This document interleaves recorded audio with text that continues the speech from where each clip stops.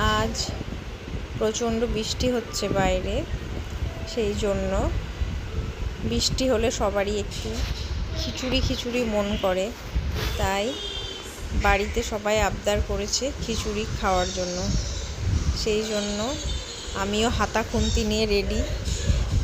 তাই গরম গরম আজকে খিচুড়ি করেছি। খিচুড়ির সঙ্গে তোমরা দেখছো অল্প ব্যাট পাঁপড়ও ভেজে নিয়েছি, আর তার সঙ্গে অল্প পরিমাণ আলুর চিপসও ছিল।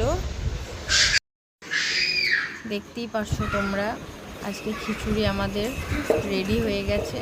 এখন গরম গরম শুধু থালাতে দিয়ে সার্ভ করে দিচ্ছি।